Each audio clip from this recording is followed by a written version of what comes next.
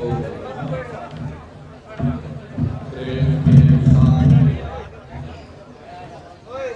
मालिक के पावन नाम का उच्चारण बोलो। जय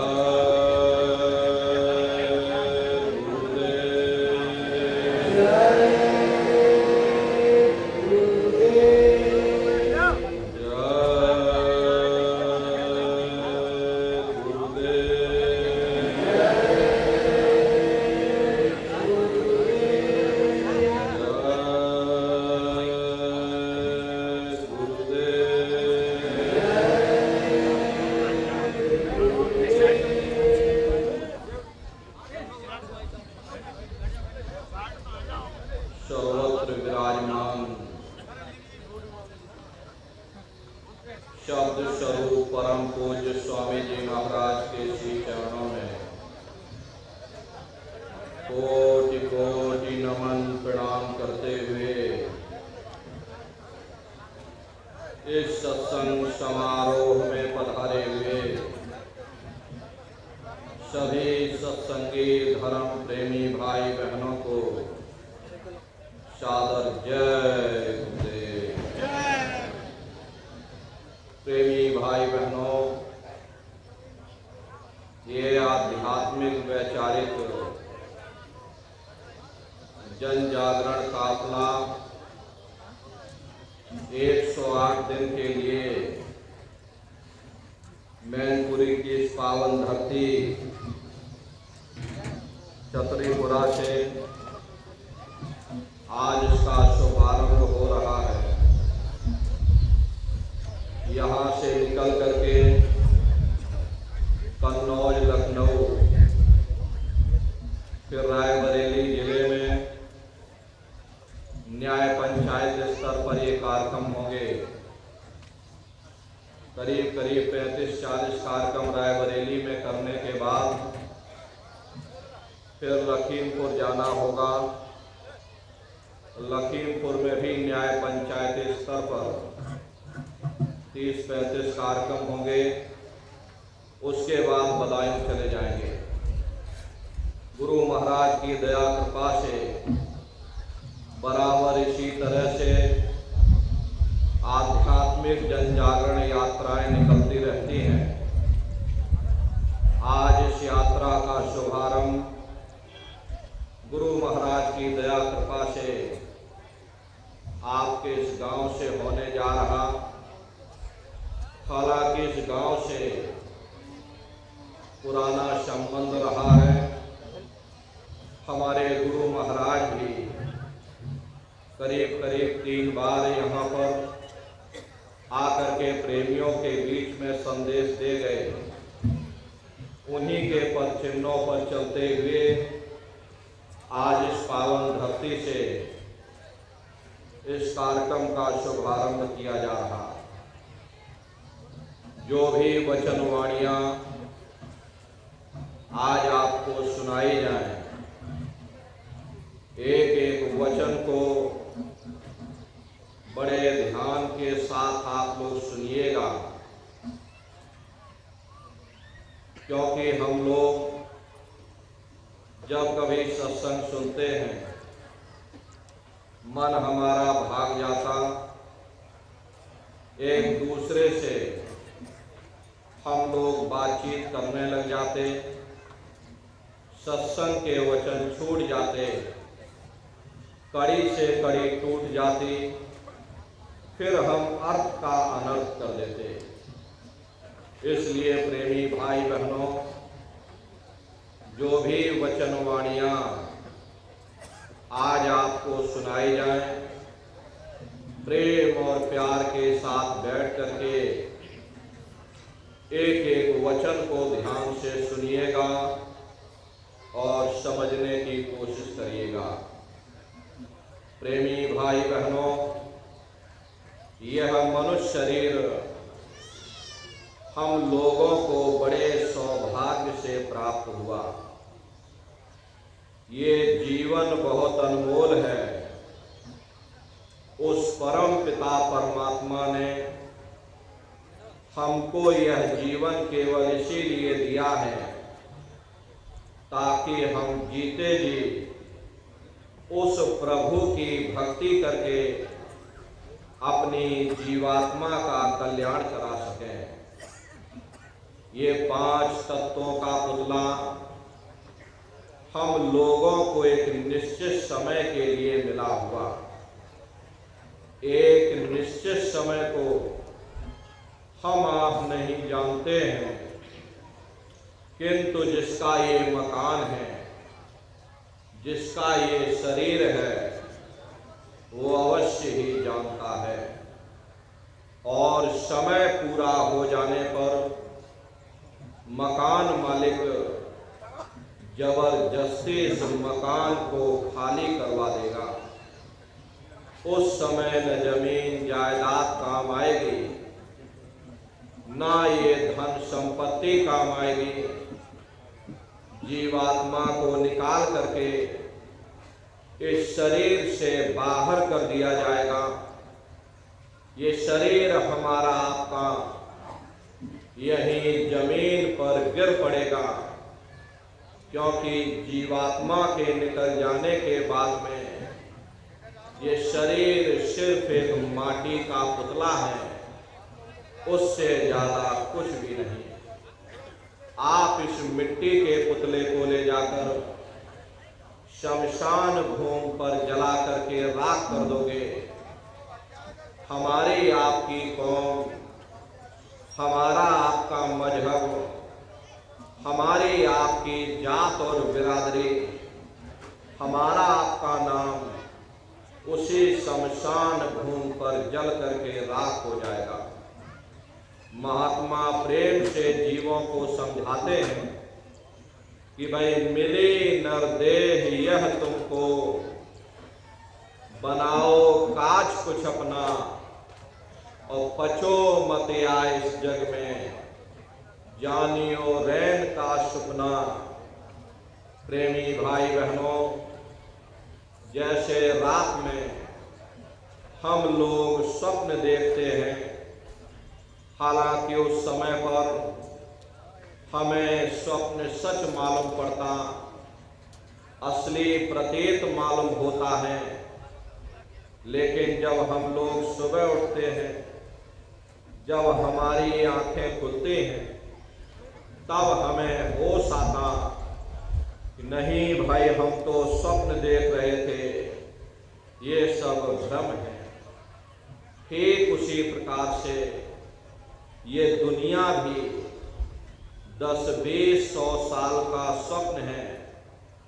अब हम आप कहेंगे हम जाग रहे, परंतु प्रेमी भाई बहनों, ऐसा हरगिज नहीं है। जिस दिन मौत का वक्त आएगा, हम लोग रोएंगे, हाय हाय करके चिल्लाएंगे कि हाय, हमने सारी जिंदगी यूं ही स्वप्न में गुजार दी, जागने का समय तो अभी आया था, जो कुछ करना था अभी करना था। लेकिन प्रेमी भाई बहनों, अब पछताए होत क्या, जब चिड़िया चुग गई खेत। महात्मा प्रेम से जीवों को समझाते हैं कि भाई देह और ग्रह सब झूठा, भरम में काहे को खपना।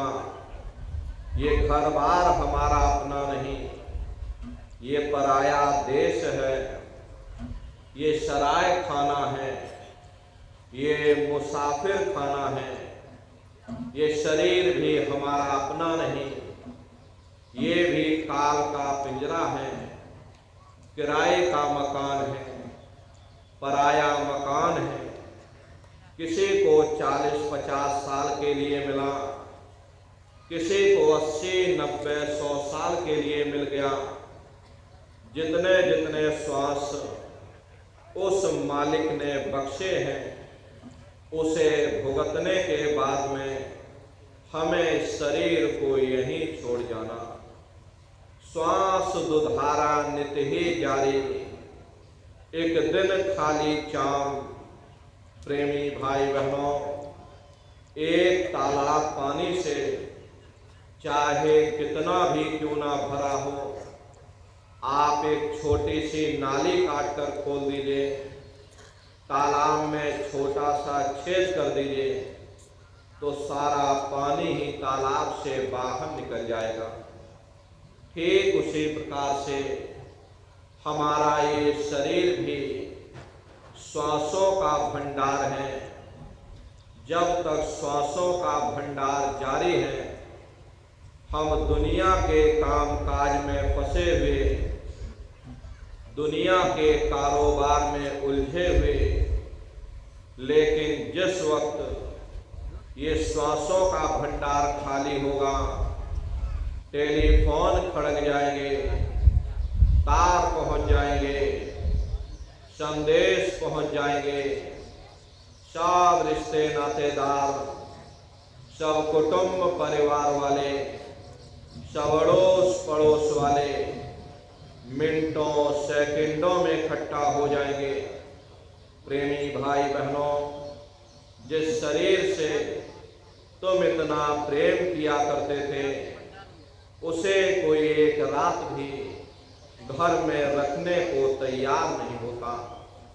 कंधों पर लटका करके शमशान भूमि पर छोड़कर आ जाते, मामूली कष्ट नहीं होता।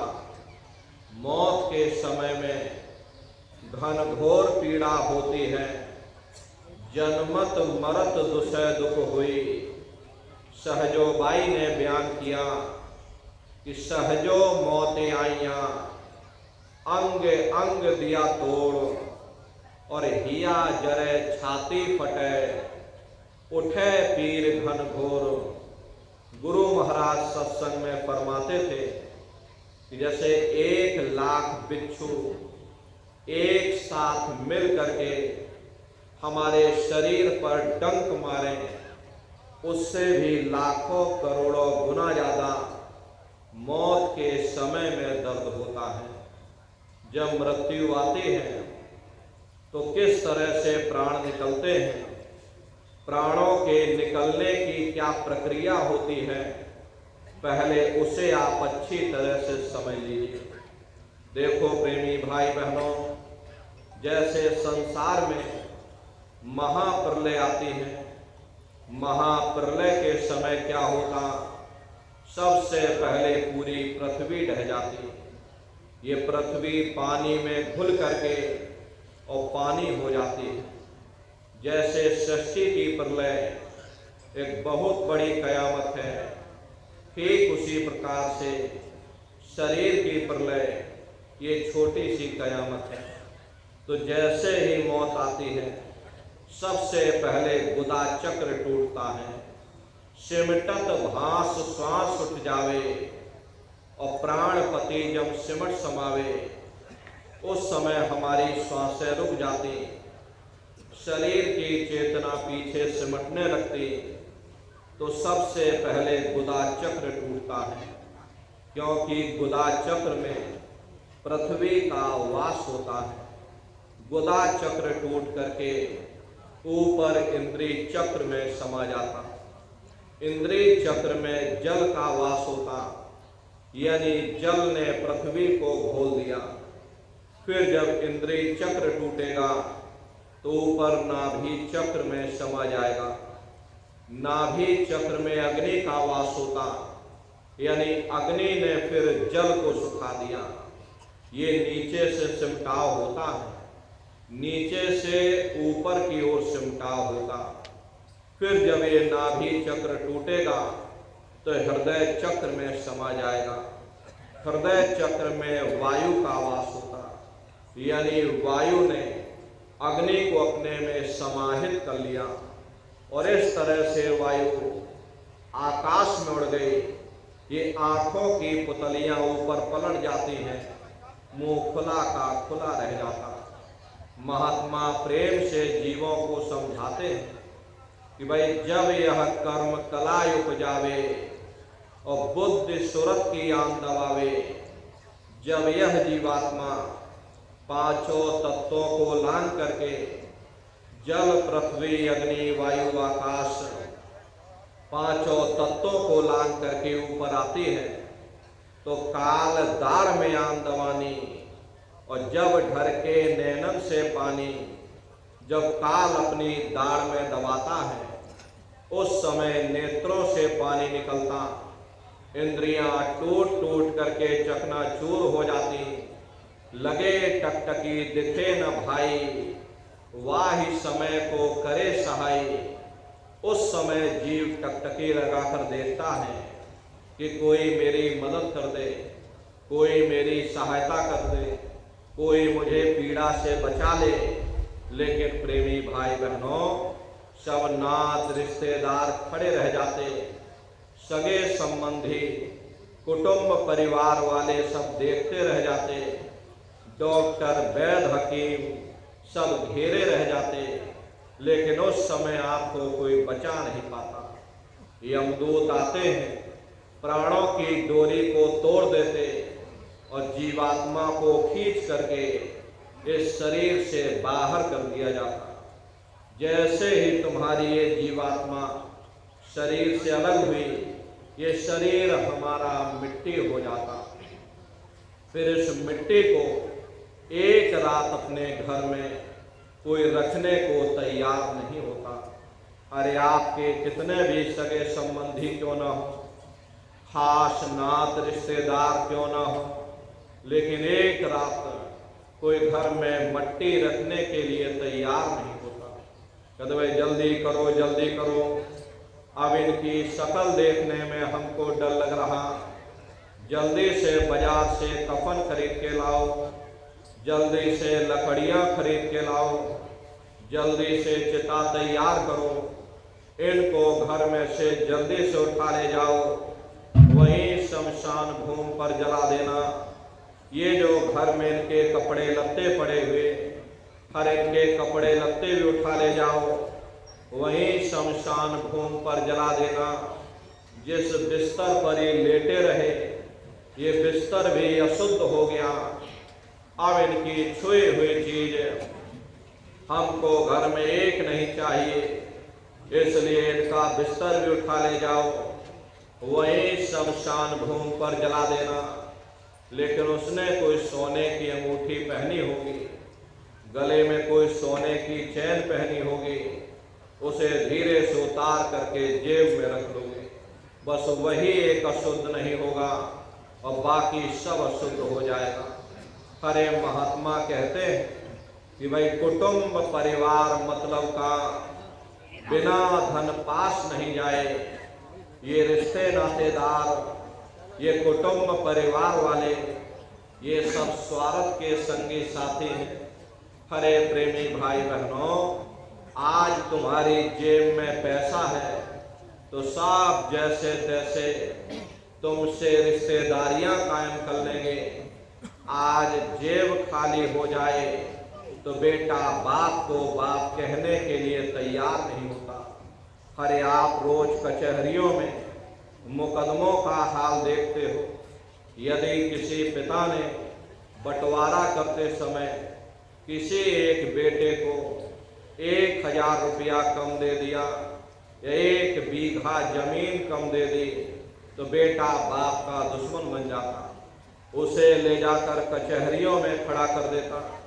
अरे अपना यहाँ क्या है, ये स्वार्थ के संगी साथी, कोई तुमको याद करने वाला नहीं।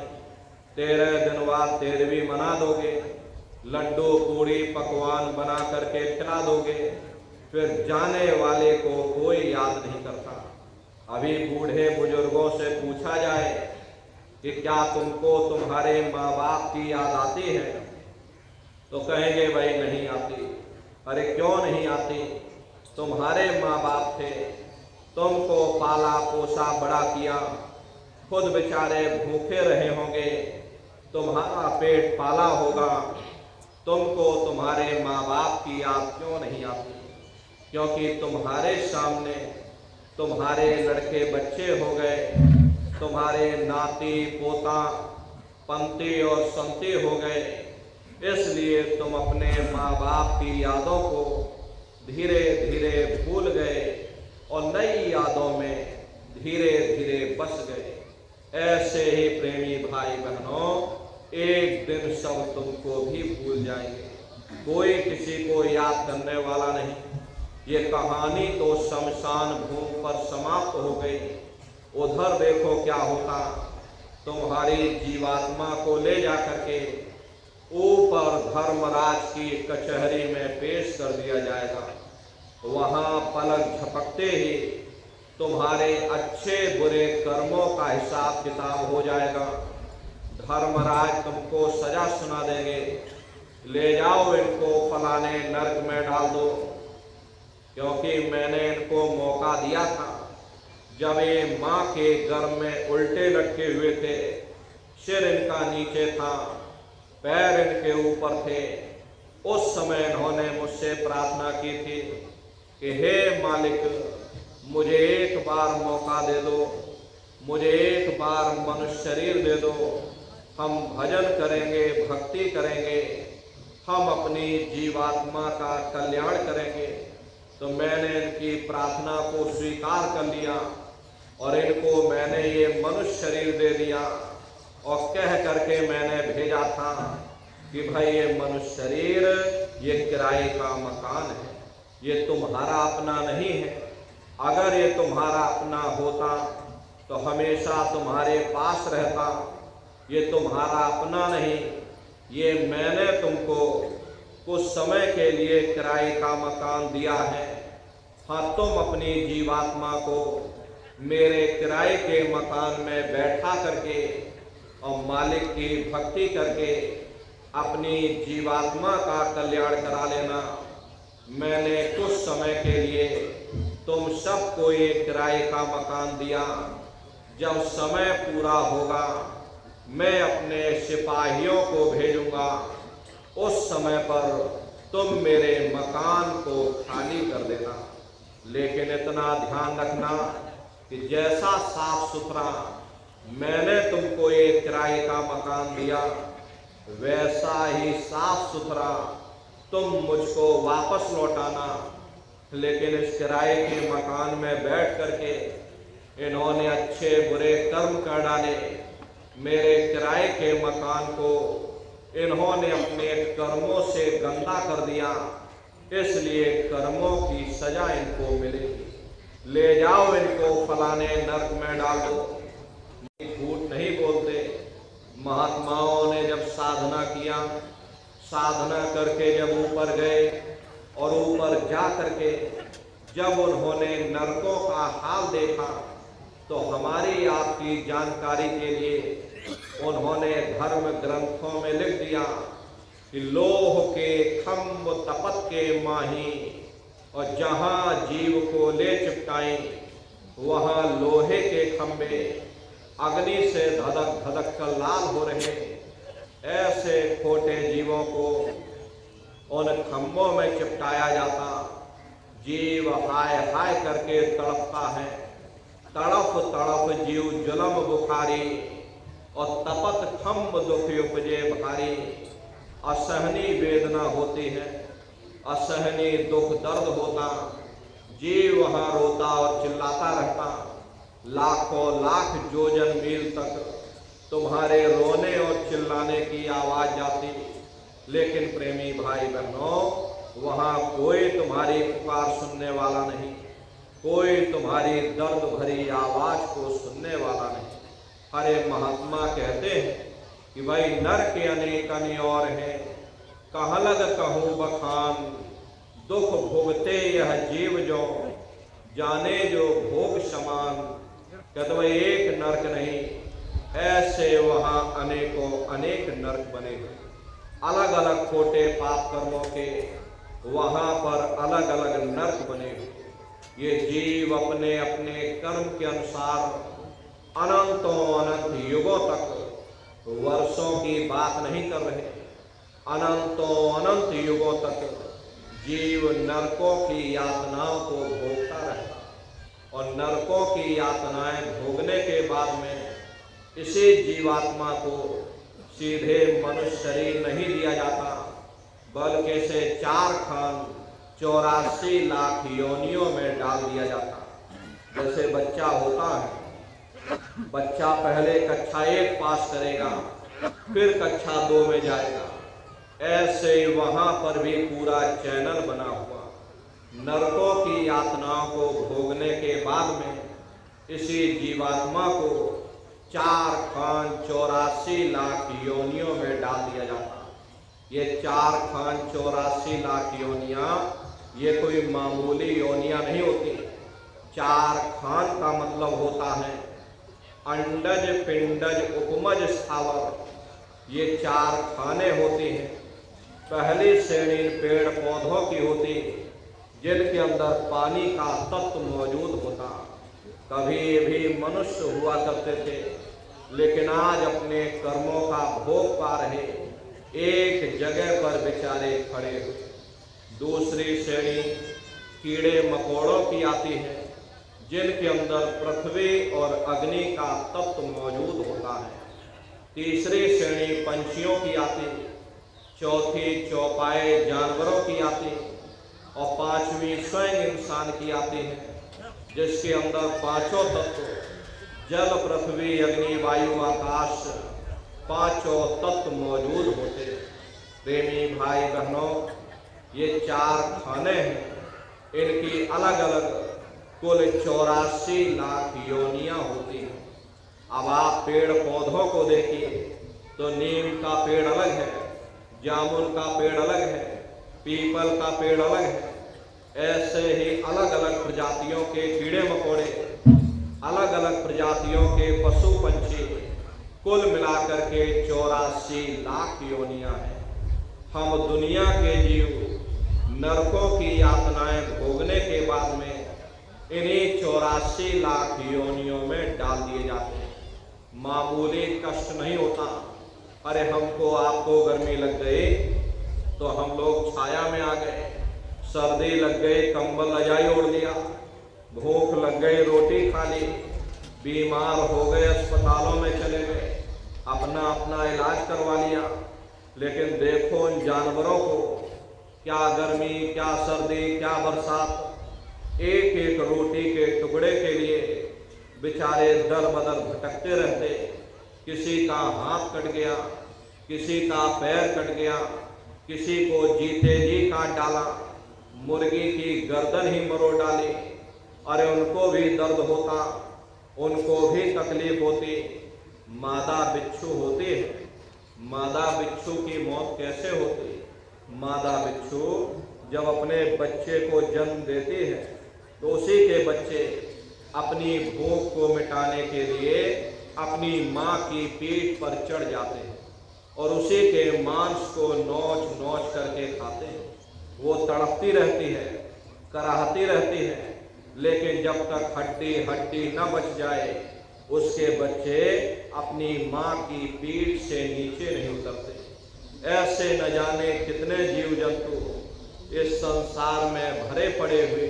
अरे कई जन्म भय कीट पतंगा, कई जन्म भय मीन कुरंगा, कई जन्म पंखी सरखोयो, कई जन्म है वर वृक्ष जोयो, मिल जगदीश मिलन की वरिया और चिरंकार यह देश सजरिया। करोड़ों करोड़ युगों से हम आप नरकों की यातनाओं को भोगने के बाद में फिर कभी कीड़े पतंगों की योनि में, कभी पेड़ पौधों की योनि में, तो कभी पशु और पंछियों की योनि में भटका खाते हैं। प्रेमी भाई बहनों, 84 लाख योनियों की सबसे जो आखिरी योनि होती है वो गाय और बैल की योनि होती है। गाय स्त्री का रूप लेती है और बैल पुरुष का रूप लेते हैं। ये 84 लाख योनियों की सबसे आखिरी योनि यानी कि अंतिम पायदान होगा। उसके बाद तब जाकर के हम लोगों को दोबारा फिर से मनुष्य शरीर प्राप्त होगा। इसीलिए कहा गया, बड़े भाग्य मानुष तन पाया, कोट जन्म जब भटका खाया, कोटान कोट जन्म जन्मांतरों तक अलग अलग योनियों में भटकने के बाद में तब बड़े सौभाग्य से हम लोगों को ये मनुष्य शरीर प्राप्त हुआ। बड़े से बड़े देवी देवता भी इस मनुष्य शरीर को पाने के लिए तरसते हैं, क्योंकि उन नरकों से उन 84 से निकलने का केवल एक ही दरवाजा है, वह केवल मनुष्य का शरीर है।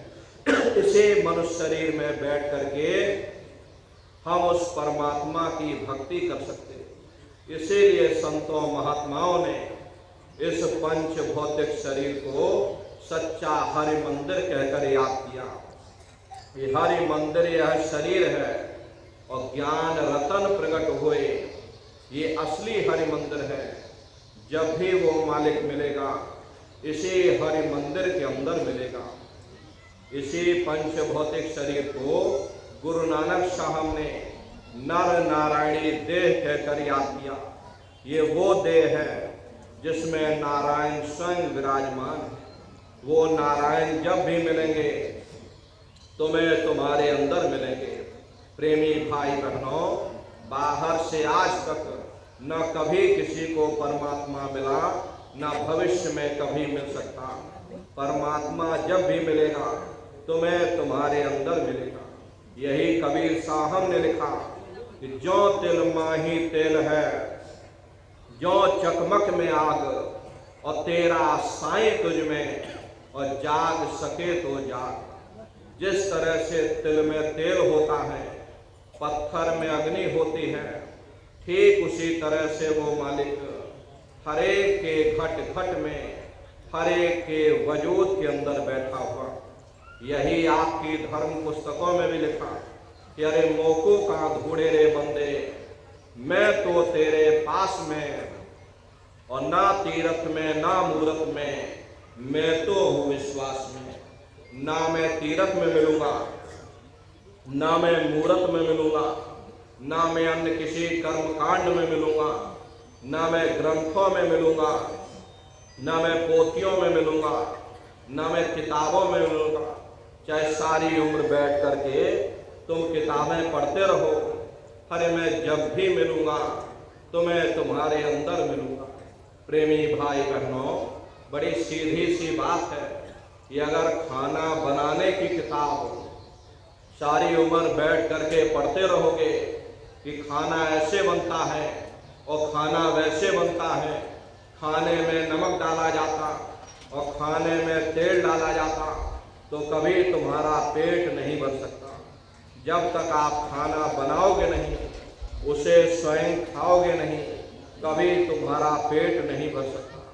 हम वेदों की निंदा नहीं करते, हम ग्रंथों की निंदा नहीं करते, हम गीता, कुरान और बाइबल की निंदा नहीं करते। अरे वेद, शास्त्र, गीता, कुरान, बाइबल कहती है कि भाई मनुष्य के अंदर अंड खंड ब्रह्मांड है, स्वयं वो परमात्मा इसके अंदर बैठा हुआ। चलो अंदर चलो, अंदर चल करके उस परमात्मा का दर्शन दीदार करो। अब सवाल ये उठता है, भाई आखिर हम अपने अंदर जा करके उस परमात्मा का दर्शन कैसे करेंगे? तो इसके लिए संतों महात्माओं ने केवल 3 साधन बताए। साधन 3 सार उनवरने, और साधन सब थोथे मांग। इस कलयुग में उस मालिक को पाने के लिए महात्माओं ने केवल 3 साधना बताई। पहला है सुमरन, दूसरा है ध्यान, और तीसरा है भजन। सुमरन कहते हैं मालिक को याद करना, ध्यान कहते हैं अपनी दिव्य दृष्टि को खोलना, ध्यान को एकाग्र करना, और भजन कहते हैं कान में उंगली डाल करके उस शब्द को सुनना, उस नाम को सुनना, उस देववाणी आकाशवाणी को सुनना जो 24 घंटे तुम्हारे अंदर गूंज रही। तो कैसे आप लोग सुमरन करोगे, कैसे ध्यान करोगे, और कैसे आप लोग भजन करोगे, कैसे समझिएगा और फिर घर पर बैठ करके करिएगा। तो सबसे पहले सुमरन कैसे किया जाएगा? सुमरन करने के लिए एक माला आप लोग ले लेना। ये देखिए प्रेमी भाई बहनों, 108 दाने की ये माला है। अपने अपने घरों में बैठ करके बाहर से अपनी आंख को बंद कर